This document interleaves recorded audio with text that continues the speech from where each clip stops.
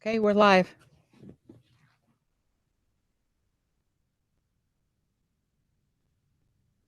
Good morning, good afternoon, and good evening to all of our participants on Martechify today across the globe. Please feel free to put where you're calling in from today in the chat. I do have a few logistics as people are starting to join. We are coming in on mute. So if you have questions, comments, please go ahead and put those in the chat during our session today.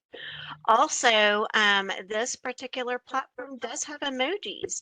So you will see some reactions in the bottom of your screen, and you can always send us a clap, a heart, whatever meets your desire on that. And then at the end, if we do have time to do some live Q&A, please raise your hand and the host and co-host can unmute you. It is so great to see everybody, and please do make sure that you follow us on LinkedIn at Martechify, and always be checking out martechify.com for new and interesting information on what's going on. Martechify is a community of professionals, and we are here to learn about all things technology and share with each other. So we have lots of different forums that'll be coming up, and we'd love to stay in touch with you. I see we have quite a few attendees coming in from New Jersey, the Texas Hill Country, Texas, Dallas. Welcome to everybody. We are so glad that you're here this morning. Again, a few logistics for those that are just joining us. Please do use the chat for questions, comments, and anything you would like to share with our speakers. And do use the emojis, which is a bit fun. We have claps, thumbs up, smileys, hearts. We love a heart. We even have a turtle, which is fitting for today. So you'll be hearing a bit about the turtles with Pizza Hut. So we are excited to have that emoji.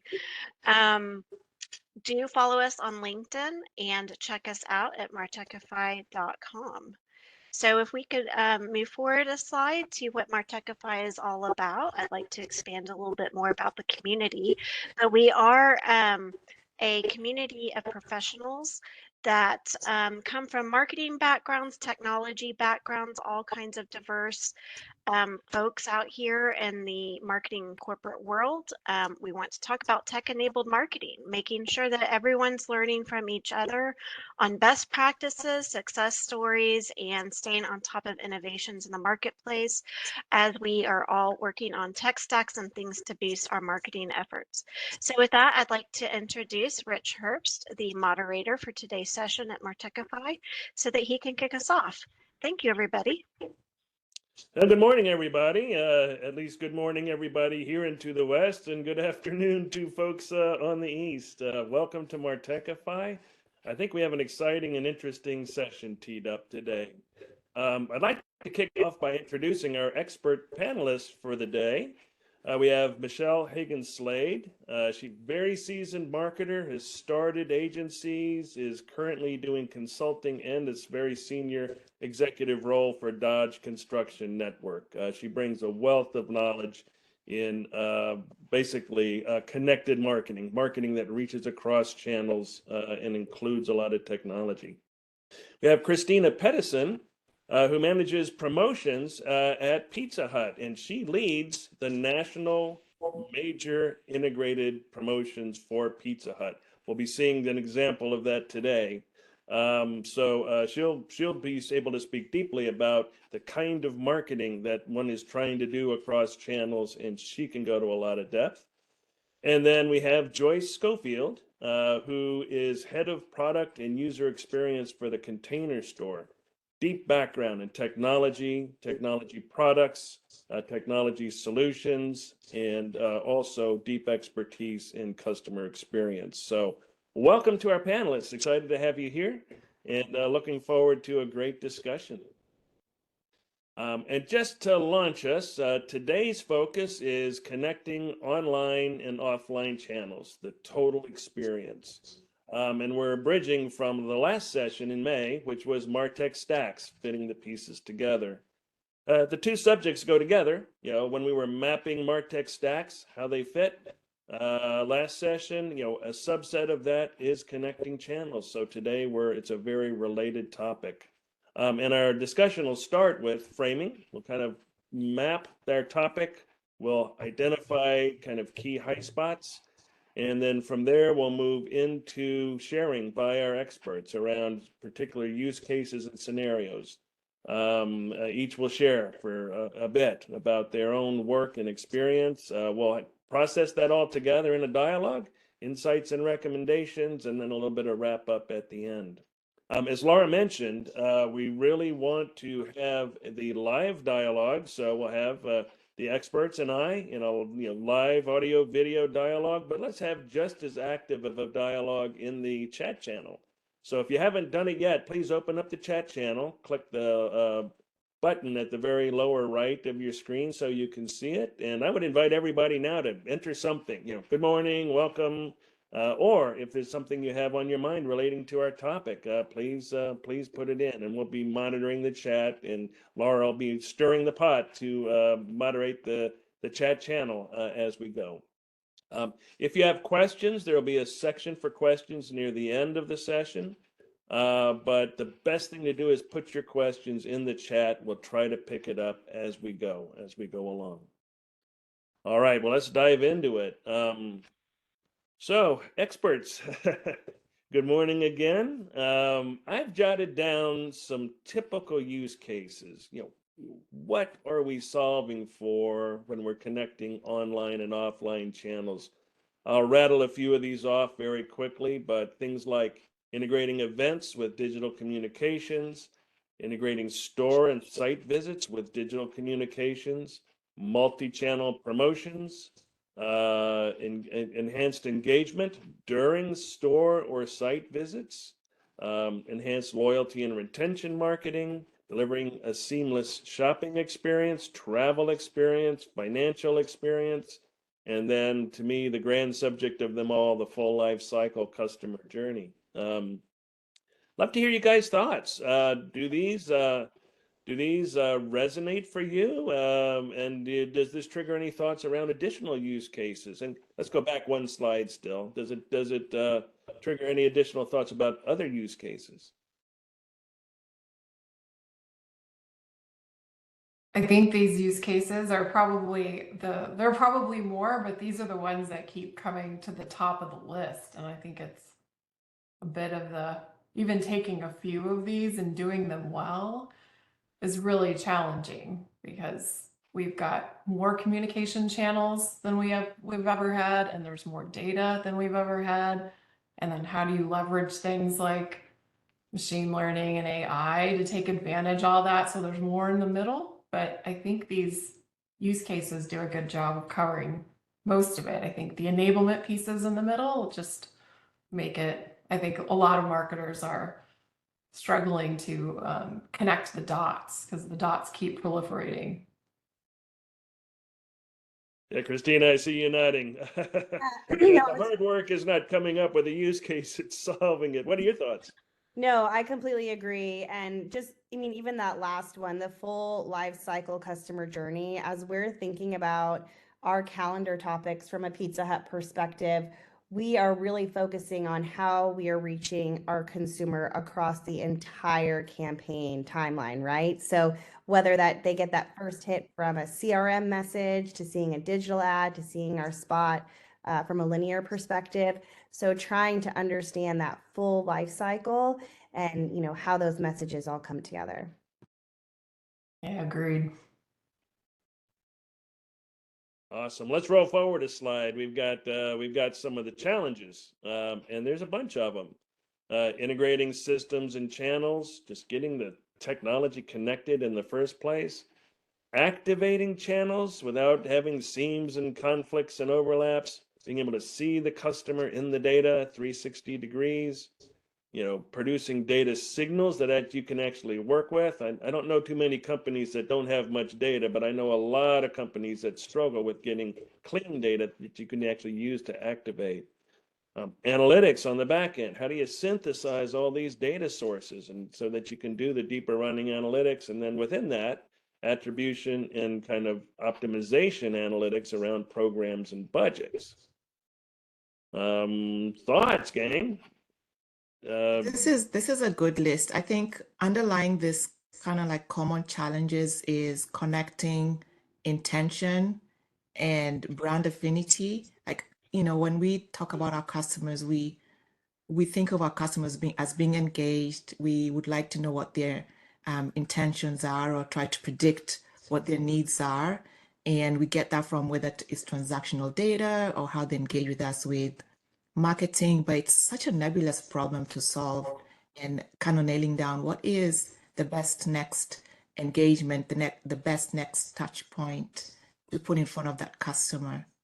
Yes, indeed. Yeah. Yeah. Oh, go ahead, No, Michelle. no. We're probably jumping in to say very similar things. I think to echo what Joyce is saying, even in the section when we talk about the challenges that we're having at DCN, the customer journey involves so many different aspects of the bullets on this slide right now that I think we're going to just have to take a slice of the journey and really go end to end on that one slice as a starting point, because it's so easy to be overwhelmed.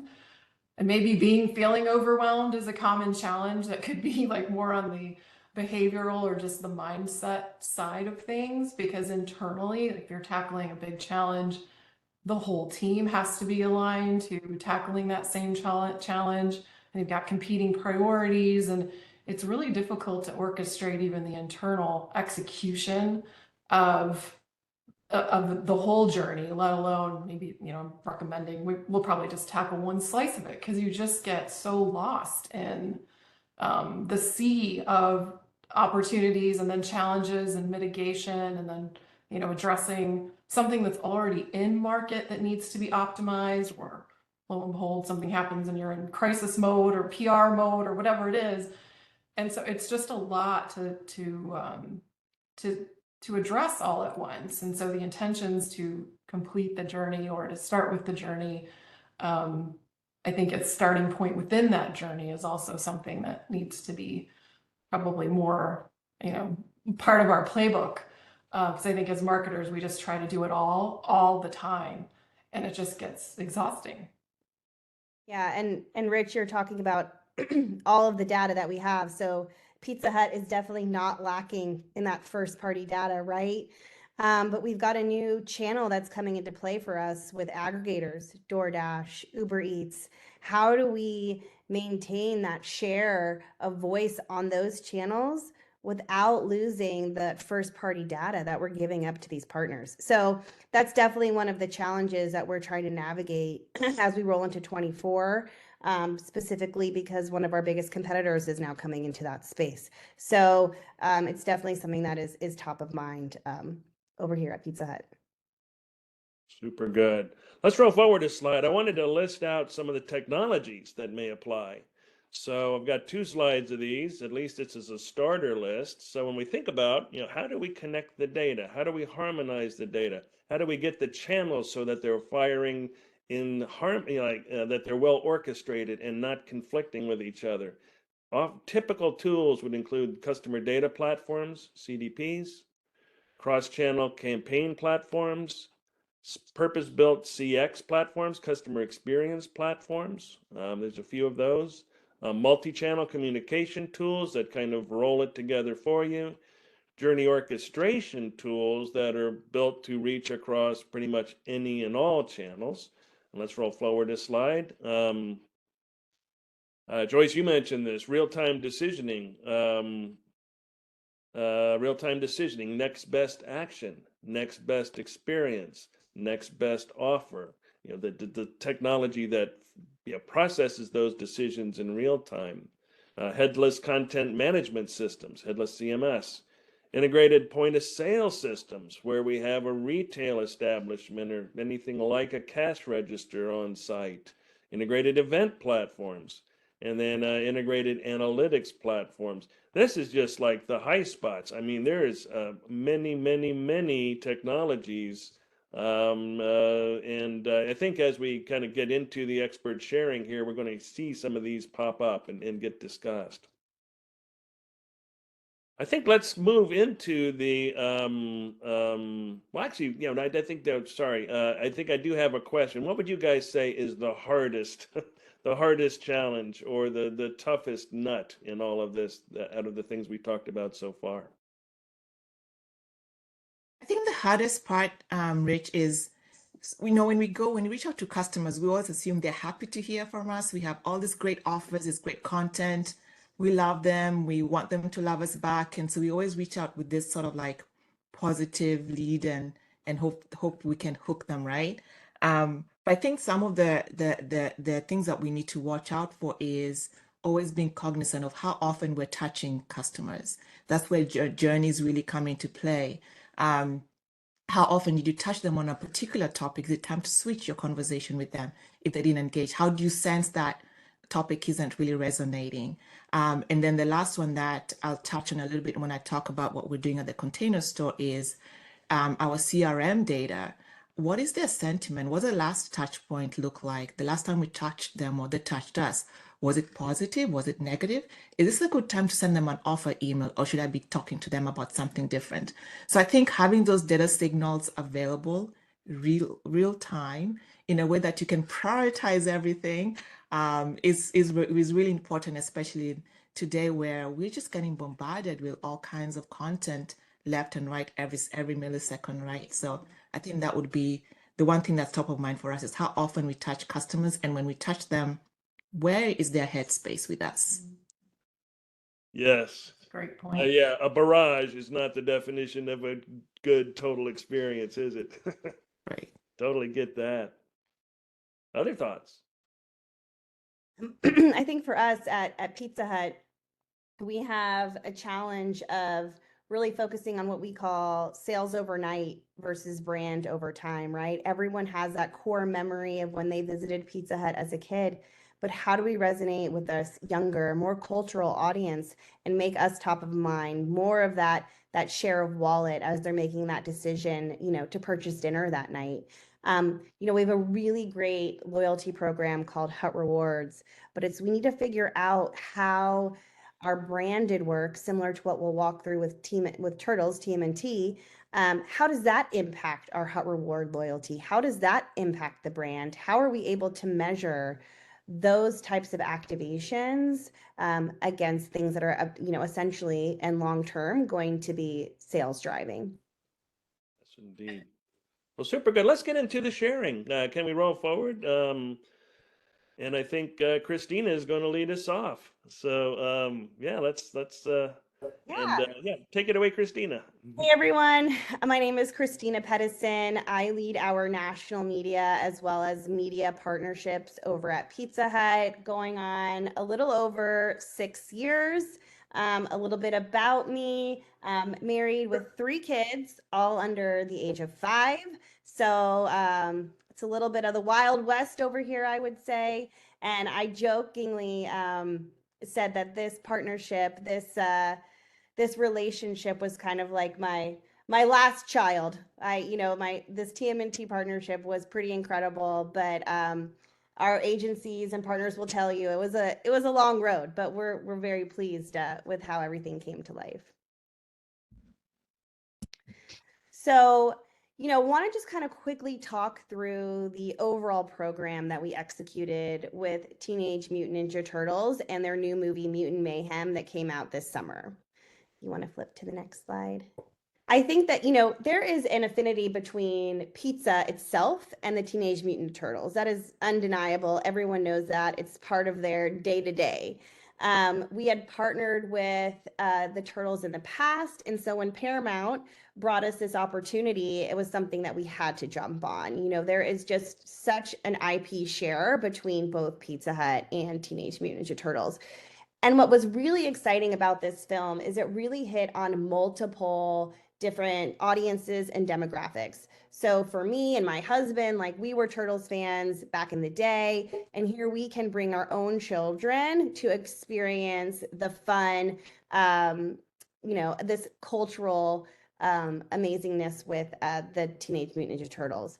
The hard part about this program is we also had to include our hard-hitting sales message for our product, the Big New Yorker. So, it definitely is a challenge. And like I was mentioning earlier, that branded over time and the sales overnight, how do you bring these two together to be fully successful? And per, what Rich had mentioned before in one of the previous slides, this truly was a 360 campaign. I mean, we touched as many different channels as possible. We obviously had touch points within our own channels, like our website, our CRM platform with emails. We had print and POP on all of our stores. We had custom packaging that consumers and children alike, you can see back here on mine, they love to color and fill in. We did activations at VidCon, a huge, similar to Comic-Con, but leaning into like YouTube creators. We did influencer gifting. We did custom Pizza Hut jackets that shared the IP with turtles. We created a custom AR game where you were tapped as the delivery driver to deliver pizza to the turtles. And if you did, you won amazing prizes like trips to the premiere, pizza for a year.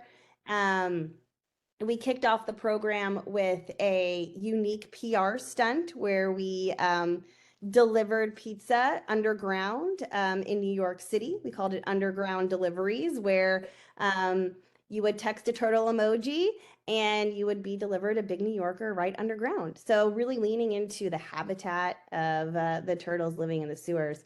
And then what was really incredible about this campaign is we had a custom animated video spot that lived both on linear and online video. The actual animators from the movie created it.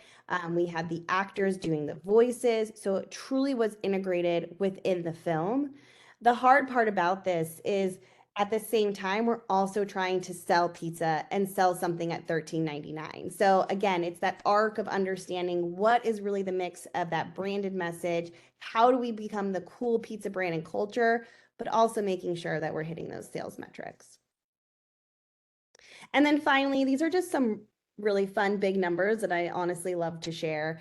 That PR stunt that we did in New York City garnered almost over a billion impressions, which is kind of hard to believe, but I love using the word billion. We had incredible social post views from an organic standpoint. We had over almost 40,000 people share parts of the game that we did. We had over 1 million gameplay impressions, which when we went into that, we really didn't know like what people were going to think about it, how they were going to play. We had plenty of access points to get there, but we just weren't sure of how people were going to actually engage. So to see that gameplay was so satisfying for us. We did a ton of experiential. We created fire vans, if you saw the movie, that were branded Pizza Hut. So just a ton of reach, a ton of engagement. And I think one of the pieces that really resonated the most with me was the support we got from the system. So down to the stores, I mean, they loved it. They were decorating the stores. They were dressing up as turtles. The employees truly, loved the experience. So that's kind of where you've got to think about, yes, we want to sell all the pizza all the time, but what is really going to create, that just true affinity for the brand, and even all the way down to the layer of the people working in the store on a day-to-day basis. So that's a very brief overview, but cowabunga. All right, yay. So question for you, Christina. It seems like what's challenging on this slide is kind of seeing, underneath the numbers, how many people were you able to engage? And obviously some people are going to be engaging across channels. Some people will be seeing media impressions and then ultimately buying. Others won't. So it's like getting underneath the surface. How many people got engaged? How many people were influenced? How many people wound up buying or becoming more loyal? How do you think about that? Yeah, Inside of as and this session actually tied in really closely with, as we're like working through that full wrap report, to share upwards to our leadership. And that is something that we are really trying to identify. It is super challenging. I mean, we did a just simplistically, we did a TikTok top view, which is that first view that you see from a TikTok perspective, that had over a 19 million unique reach. You know, it performed 29% over a benchmark from a click-through perspective. So it's like, it's how do you add up all of these things together? You know, from a hardworking media perspective, you know, we have reach and frequency goals, and we hit those goals above and beyond. Everything from an impression standpoint, over delivered when we were looking at all of our digital channels. So you can look at it that way from a delivery standpoint. But yes, to my point earlier, like, how do we understand like how much of that really changed the affinity for the brand, and how do we know, like, did we gather a new fan of Pizza Hut, you know, Yes. through I mean, through the partnership? I would think that you have some technologies and tools that help, like there is a loyalty Yes. program, Yep, right? yep. We've And got our loyalty program yeah. where, you know, we've done some social sentiment, some research that way, working through to see like how many new followers we got from a social standpoint. You know, we are working, you know, we have worked very closely with our MMM partners, and we're hoping to get some really, you know, keen data from them in the back half of this year. So yes, I mean, we, you know, through CER, we're able to, you know, we were able to reach some lapsed customers that we hadn't hit in a while. But yes, to your point, it's like, how can you really get like that one number? You know, I wish it was much easier to get. A lot of organizations are challenged with that for sure. And by the way, the Martechify team is considering a next topic for the next session like this one, which would be integrative analytics. You know, what are the tools? What are some of the tools and technologies available to pull that kind of a view together and get under the surface? So, yeah, awesome stuff, Christina. Fantastic program. Thank you. Thank you for sharing. Let's pivot around to Michelle. Michelle, want to jump in? Hello, everyone. I'm Michelle Slade. Most of you probably know me as Michelle Hagen. I've only been a Slade for a couple years, but have been in marketing and technology and living in that intersection because I'm a glutton, I guess, but also love the power of it, and really being able to straddle between quant and qual and behavioral and all those things to really improve customer experiences ultimately. I had an agency, as Rich mentioned earlier, that I sold a few years ago, and I think I have been trying to figure myself out ever since. Didn't know if I was going to start another agency. So in the meantime, I've been doing a lot of consulting, but have recently landed at Dodge Construction Network, which is, I think I've been looking for a place to really sink my teeth into. So really big opportunity there because of the data. So a little bit about DCN. The history there is it's been around since 1891. And sometimes, you know, you really have to think about that date, but different, a little bit different. I think some people who know me well thought it was peculiar that I would show up in a B2B organization, but DCN, because of the history, been around for a long time, and commercial construction and construction in general is what, I mean, America, it's the US, we like to build things, infrastructure, power grids, skyscrapers, roads, highways, byways, schools, hospitals. And I just found I get very sentimental about it. And I think there's a lot of opportunity to really liberate some of the data that we have. So we work with, if you're driving down the highway, you probably will recognize companies like Turner, which is one of the largest GC or general contractor firms in the country, Caterpillar, Sherman-Williams. So we work with a lot of the building manufacturers to do forecasting. And then we also work with the government to inform GDP. So we have a team of economists and data scientists who were very active in collecting the data about projects across the nation, and they're very well documented. And we sell data. So we help inform the forecasting model, the GDP, and now we're getting into the actual construction part of the process, which is when the building actually happens. And Christina, I was thinking, there could be a tie-in, like pizza delivery to a job site is probably not something that wouldn't make some sense for some surprise and delight for some of the customers we have. Like once the building project is started and once construction begins, subcontractors are, busy at work. So I think there's probably a tie in there somewhere. So I mentioned, Christina said she likes the billion number, even so, not to be a one-upper, but we've got 1 trillion data points. So it's a blessing and a curse, right? Because we're here talking about how do you leverage data? So for DCN, the data is not our challenge. We started back in the 1800s where it was very manual and then went to paper. First publication was in 1913.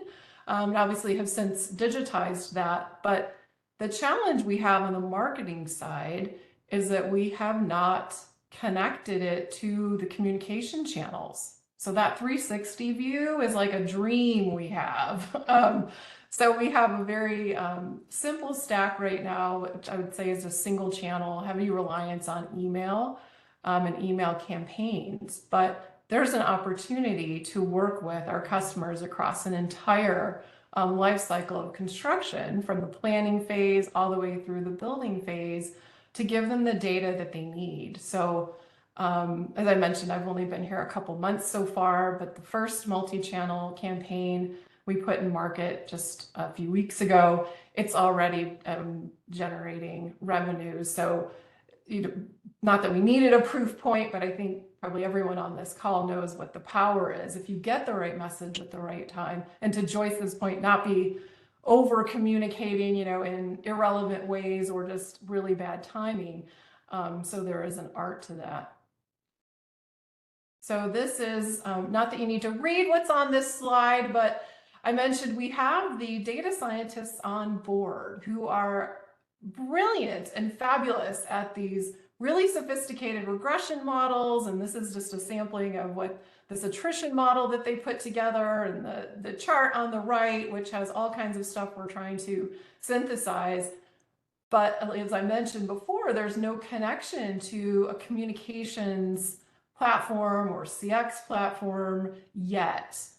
And as we're in the process of documenting the customer journey, as I mentioned before, I think we could easily get overwhelmed, not just because we have so much data, but because our customer journey is so long. So the planning of a commercial construction project starts years in advance, and then the project gets started.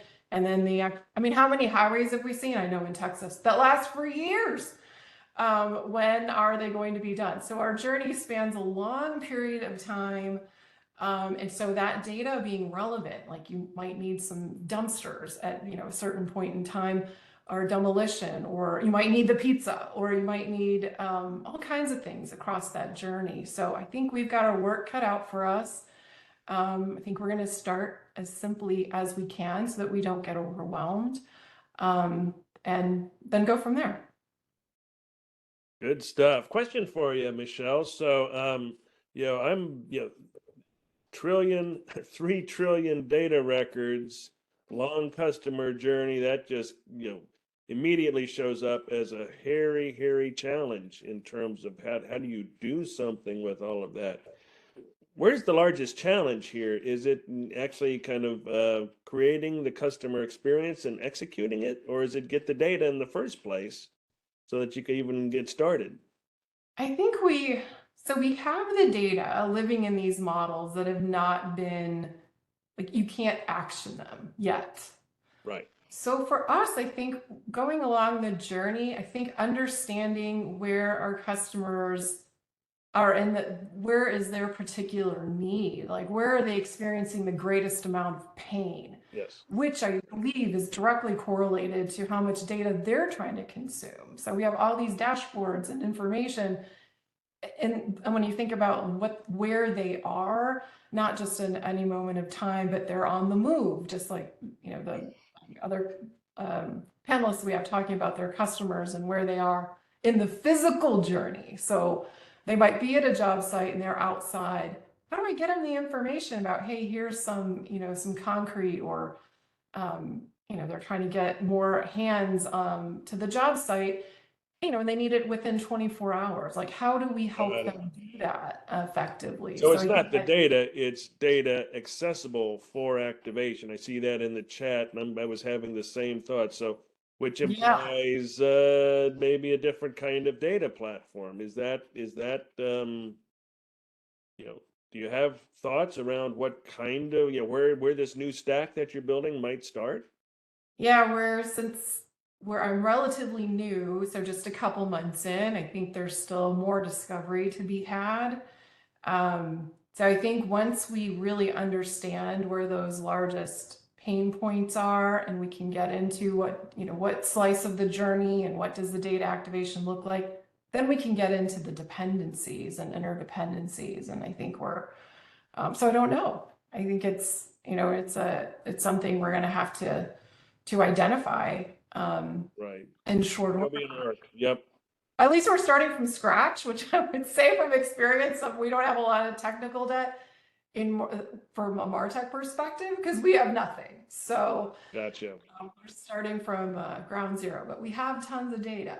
So it's Got it. got that going. So yeah, some stack architecture ahead, and it sounds like it's still early in the journey for that, but I think the challenge is certainly very clear. Well, thank you. Let's roll around to Joyce. Joyce, would you like to kick off? Yeah, thank you. So just picking up on your wonderful intro. So I'm Joyce Schofield. I've been in this space the technology space for 23 plus years, led product in various forms and fashion for 17 years, love being in product, love being in spaces where I can touch and address customer experience. So at the Container Store, I lead product across all things technology. If you can imagine, so that's digital, web.com, marketing, stores, merchandising, supply chain, logistics, finance, and our custom space area as well. I think before we get into the case studies, I think I'd like to maybe share a background about Container Store, because I know we have fans out there, but just in case, this is our mission. We exist to transform lives through the power of organization. If you've ever gone through that experience of having a space that was completely chaotic and put in a design or an organization system, it's so liberating. And that's what we do. We bring that delightful experience to our customers. Moving to the next slide, we have one thing that works really well for us, and we're happy about it and also humble about it. Customers love us. Some of the phrases that you'll hear customers say when I mention I work at the Container Store, I hear this phrase over and over again. Oh, I love the Container Store. That's my happy place. I can spend hours in that store. And so we have this brand affinity and customer love that's really working for us. But our business is two parts. One is general merchandising, and then the other piece is custom spaces. I see some love. So if you're one of those happy, Container Store is my happy place, please put a chat or emoji in the chat so I know who you are. So general merchandising. So the way we think about our brand is we are a lifetime brand, right? So we think of us as we can solve any organization problem that you have, whether it's the actual space, building a system for you, giving you tools and solutions to make your space work better for you, more efficient, and even making your space look beautiful, clean. So from one end to the other, we can solve that. And so that's our general merchandising catalog. On the other side, we have the custom space business, where we can build out any design, any space that you need to be built out. We have three main brands. We have Avera and Alpha, that's our modular brand. And then Preston is our 100% wood product. We design it for you, for your space. It's sent to our factory in Chicago. It's cut, delivered, and installed at your home. It's just for your space. So we can solve from modular systems all the way to high-end custom systems. And so that's why we think of ourselves as a lifestyle and lifetime brand, because we really do see these spaces living in a customer's home for the life that they're living in that home. But to enable this, if you go to the next slide, having the right technology is critical. Over the last year, we've made some really good progress with some significant investment in leveling up some of the technology that's helping us solve for the seamless experience. So you'll see here where we're actually in the process of implementing Salesforce Marketing Cloud, which I am super excited about. Tori Mapp, who's our VP of Loyalty, is super excited about because we can finally do this dreamy thing we've been talking about, which is journey mapping. We are also leveling up or upgrading our Epsilon CDP, our customer data profile platform. We were using an older version. We're now going to the new cloud solution. Again, just new technology is going to help us stitch all of this together. Something else that we're doing on the front end is leaning into the Prismic solution that we use today. They have a new platform that's going to enable headless CMS, and I'll touch on why that's important. And then a year ago, we launched I would say we rebranded and relaunched our new loyalty program, Organized Insider. So all of this investments and capabilities, what's putting us in this space where we're going into, where we feel pretty confident in being able to execute some of these dreamy things, 360 degrees, customer journey, and so forth. So I have 3 use cases I want to walk through with you. And if you've done something similar, put it in the chat. If you have any questions, put in the chat. So the first use case is, how do we bring kind of like this inspiring and engaging storytelling online? The way we think about our customer touchpoints, we actually want to drive our customers to come and see us in the store. Every single one of our customers, we would love them to at least visit their local Container Store once in a while. We do this because we know that the excitement that they get, the engagement that they get, the possibilities that they uncover are endless, and we know that we can turn that around and turn that into a loyal customer.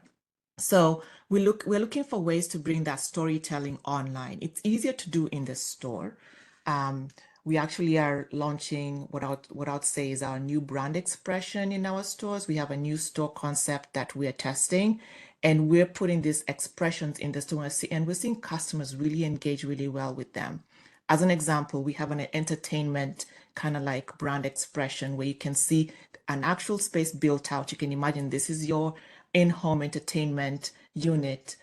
You can see all the entertainment solution in there. You can see how to make it beautiful. You can see how you can have this sort of like entertainment solution, and from start to finish in your home.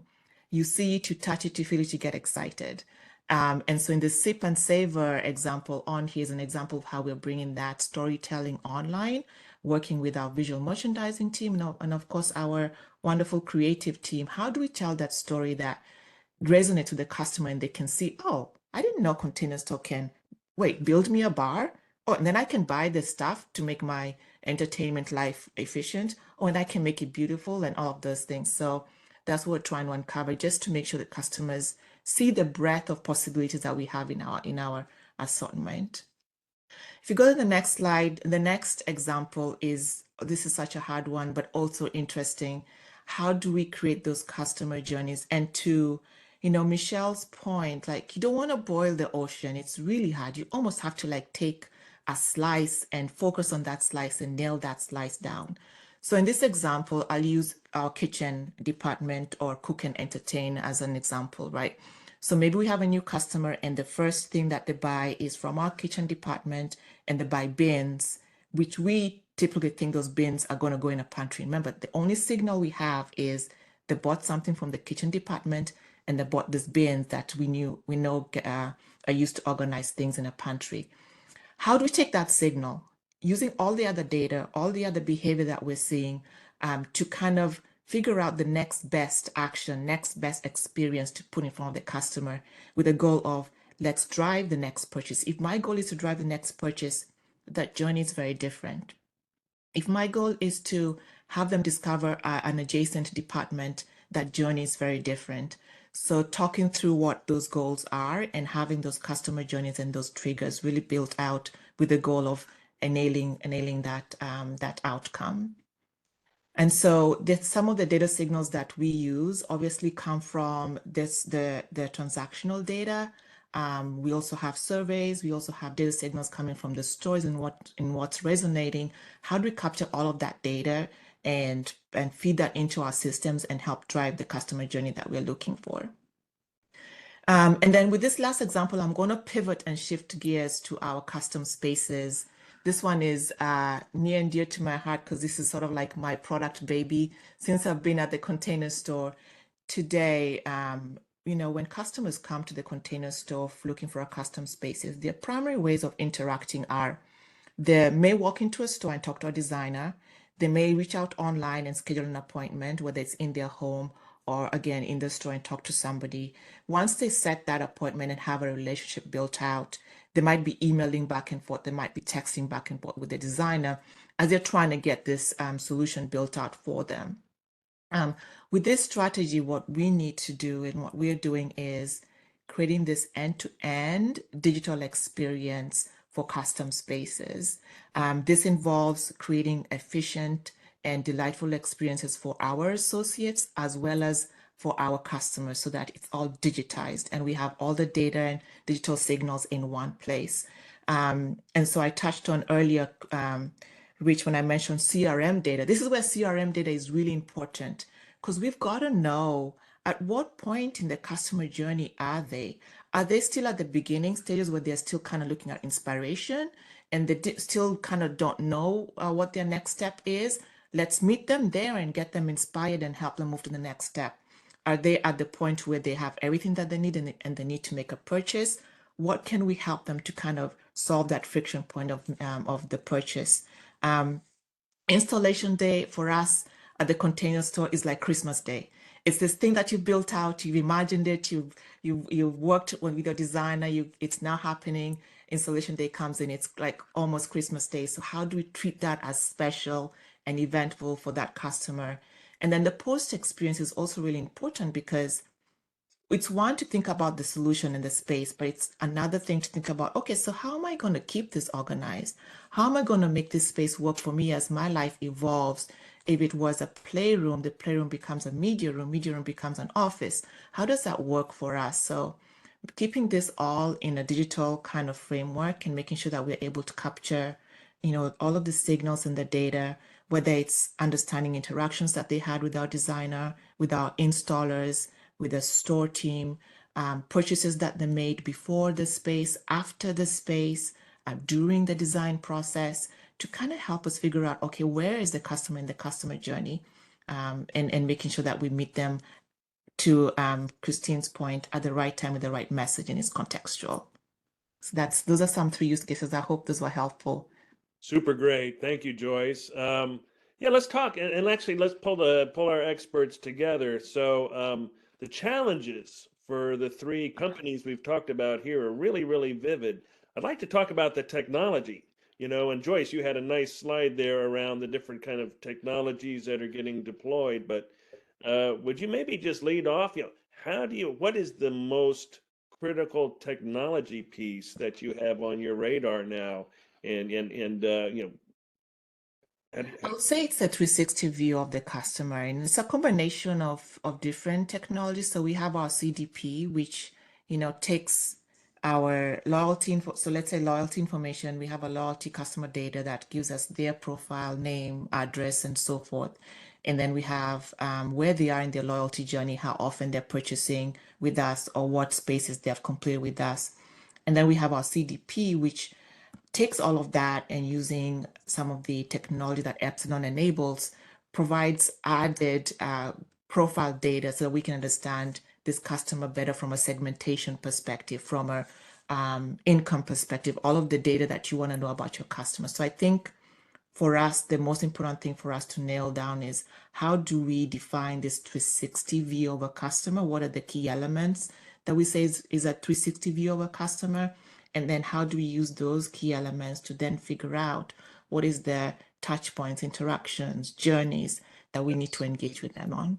So if I'm reading you right, then Joyce, you've got the CDP where you're collecting the data, but then you've got the tools, including Epsilon, that help enrich the data, pre-score all the records, illuminate what segment is each person in, or that starts to illuminate where are they in their journey, where are they in their loyalty status. So yeah, that enrichment, I could see how might be the maker or breaker in terms of being able to actually activate some more in kind of refined experiences. Mhm. Am I reading it right, or am I? Exactly. Yes. And then add on to that transaction data because it goes back to Yes. that, right? What solution are we solving for them? How we solve for them are they interested in that we think that can keep them as a brand customer for us.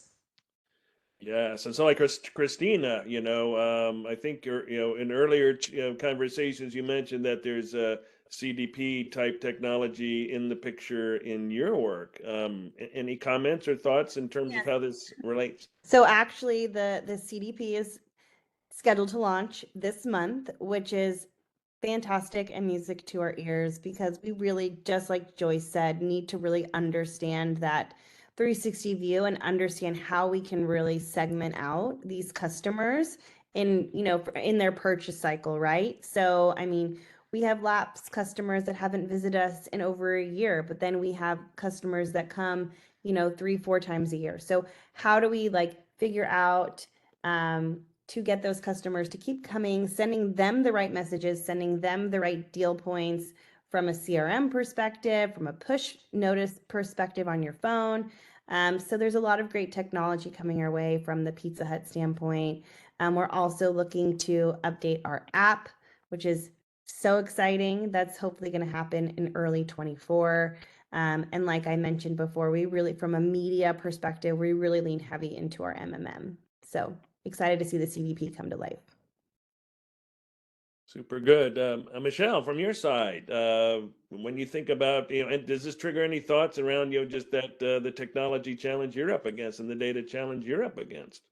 Yeah, I was thinking as Joyce was speaking, I was thinking there are a lot of things that are analogous in the commercial construction space that there are in residential. So I think looking at the technology and the data activation is an interesting opportunity. And again, I think, doesn't matter like B2C or B2B, the principles are the same. So given that we're early in the process of implementing, like designing and implementing communications platform, CX platform, I think it would be good, like more discussion could be had. I think there's a lot for us to learn from the consumer brands who are already, farther along on that, in their maturation in terms of execution. So that's kind of what's going through my head. more knowledge to take advantage of as we're embarking on this process. All right. Well, I think we are seeing some questions and comments in the chat. Where, for the sake of time, I'm going to suggest we're going to do some summarization here and kind of talk about what's coming up next on Martechify. And then I think let's save Q&A till the very end. We can kind of open up the mic, so to speak, and go deeper to the extent people are interested. Laura, can we give it back to you at this point? Yes, we sure can. So if everybody would love to share some feedback, please do reach out to us. You can go to martechify.com to find us. And we have some events and things coming up here in the near future. If we could go to the next slide. We have some firesides coming up on account-based marketing. Very excited about that, as well as pragmatic AI for right here, right now. Integrative analytics and platform tools is a forum, so that'll be next year. And as our plans update and some of these TBDs and to be announced things happen, you can check out what we're up to on LinkedIn by following us there and also by going to martechify.com. And with that, Rich, would you like me to unmute the participants, or do you want to go into the questions in the chat? Let me just make a quick comment, and then I think we can kind of open up the mic. So if we can flash back up the upcoming events we're very interested, the team, in hearing feedback around these topics.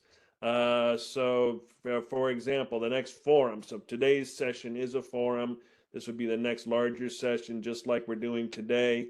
Integrative analytics, platforms, and tools. The team's discussion is, it seems like a natural kind of bridging from where we're leaving off today.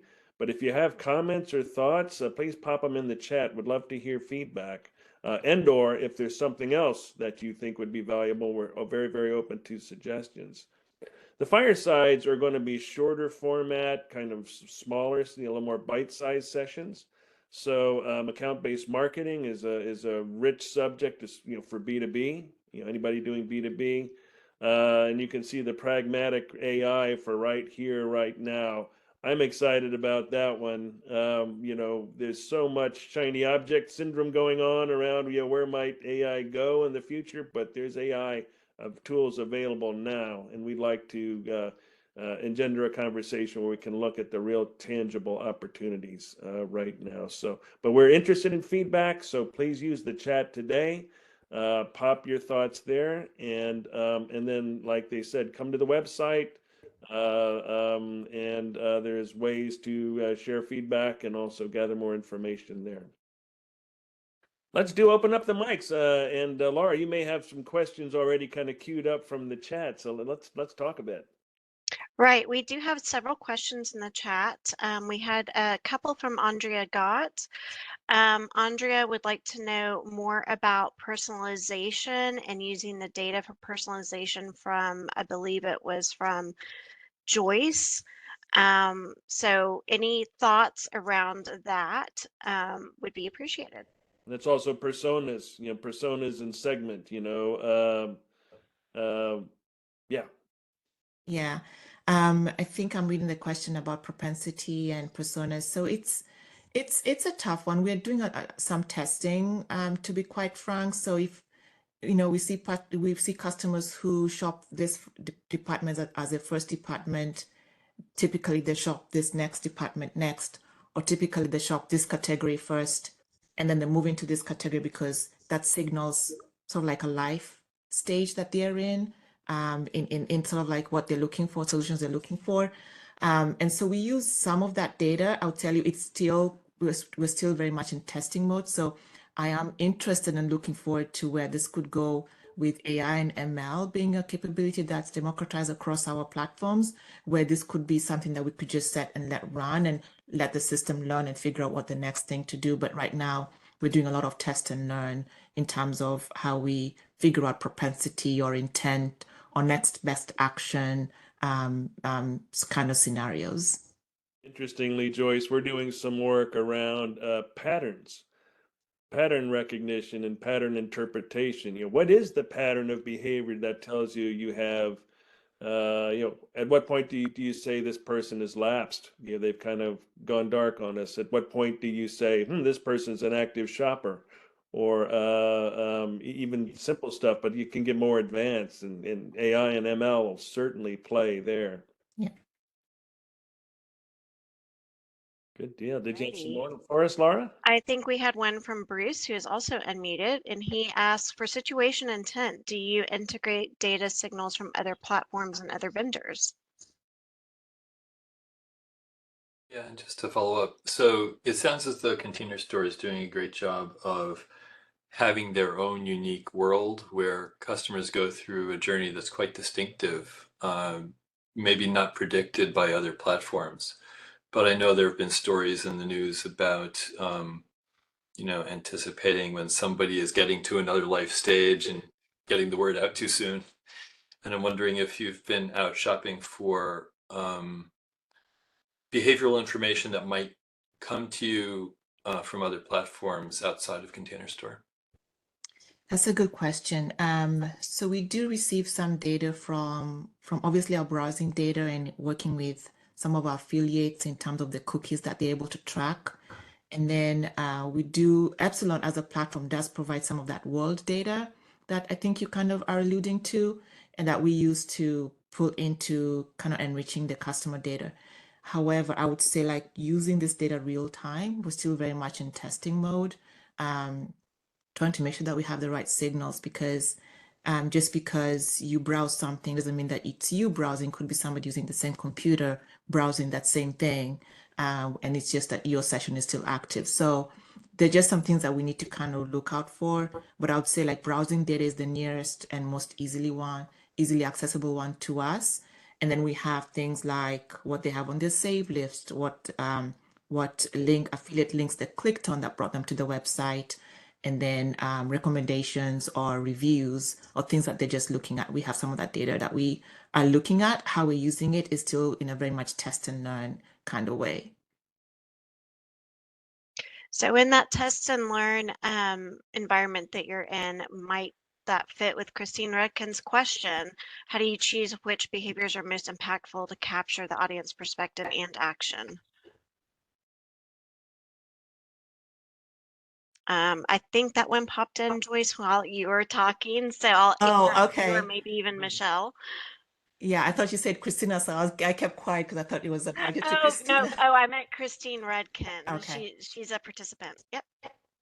Yeah, I think it's just maybe repeating what I just mentioned earlier. It's we are not yet in the place where we have some automated system that's working through all of this. And so we're building out our journey maps very intentionally based on the signals and the data that we have right now, to drive that behavior. And a lot of it is test and learn. And as soon as we get information, we'll probably take that to the next level. So I'm really looking for this next phase of AI and ML that's going to help us unlock some of this testing that we've been doing and learning with our customer base. Thank you, Joyce. And I think that's it for the questions. Are there any other questions that participants would like to post in the chat or unmute? Again, raise your hand if you'd like to be unmuted.